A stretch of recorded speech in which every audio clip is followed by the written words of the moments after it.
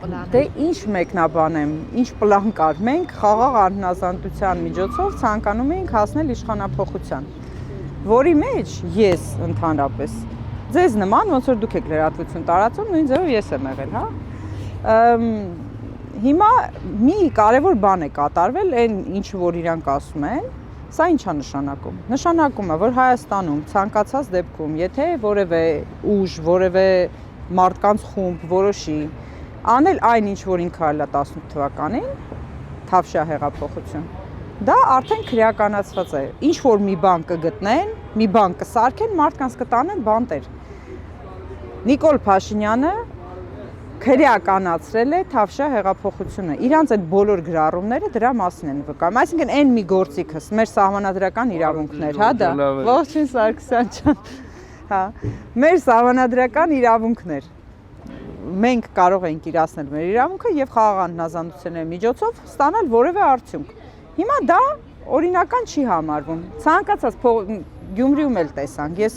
մի տղա կար մեզ մոտ բանտում, դե անչափահասներն էլ էին մեր մոտ։ Դպրոցից հետո տուն գնալուց տեսլա մարդիկ են հավաքված, գնացել ա մտել այդ մարդկանց մեջ, երեխուն երկու ամսով կալանք են տվել, բերել են բանտ։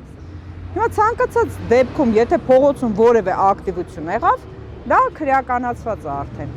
Կոնկրետ դա չի հոդվածով արձանագրվում, ուրիշ բան են գտնում, զանգվածային անկարգություն, ահաբեկչություն կամ նման այլ բան, ու մարդկանց տանում են լցնում են բանտերը։ Իսկ Փաշինյանի տարբեր այդ գրառումներն ու հայտարարություններն ըստ ինչ ազդեցություն ունեցան մեղադրական եզրակացությունների վրա եւ ինչ ազդեցություն կունենան դատաքննության ու գործի ելքերի վրա։ Մեղադրական եզրակացության վրա իրանք ուղիղ են ազդում, այսինքն իրենք են որոշում ինչ պիտի գրվի այդտեղ, որևէ կառույց Հայաստանում ազատ չի գործում։ Ինձ 3 ամսով կալանքը երկարաձգելու որոշումն էլ հենց դրա վկայություն էր։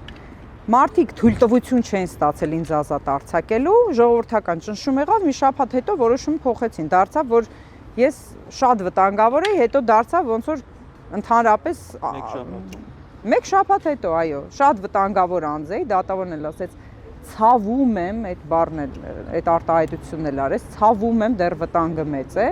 Մի շաբաթ հետո ասեց նիստերի դահլիճից ազատ արձակել։ Այս մարդիկ իրենք են այդ որոշումները կայացնում, իրենք են որոշում ինչ պետք է գրվի այդտեղ։ Ոչ թե, չգիտեմ, դատախազությունը կամ քննչականը կամ այլ մարմին։ Իսկ ինչ է կարծում։ Բռնազավթված են այդ բոլոր կառույցները, այսինքն ազատ չեն գործում, արդարադատություն չի իրականացվում այստեղ։ Ինչ է կարծում, նույն ժողովրդական շարժումը կարող է օգնել մյուսների ազատ արձակման գործում։ Դե եթե ինձ օգնեց, կարծում եմ մյուսների դեպքում էլ կօգնի, ուղղակի կախված է թե ինչ ճնշում կլինի, որովհետև իմ դեպքում ես դեռ հնարավորություն չեմ ունեցել ամբողջ չափով նայելու, բայց գիտեմ, որ շատ մեծ ընդվզում է եղել, շատ մեծ ընդվզում, ինձ լրիվ անծանոթ մարդիկ եւ գրառումներ են արել եւ ակցիաներ են արել, մի խոսքով, եթե նման բան լինի, կարծում եմ, տեսեք, ժողովուրդը եթե ոտքի կանգնի, ցանկացած բան կարող է անել։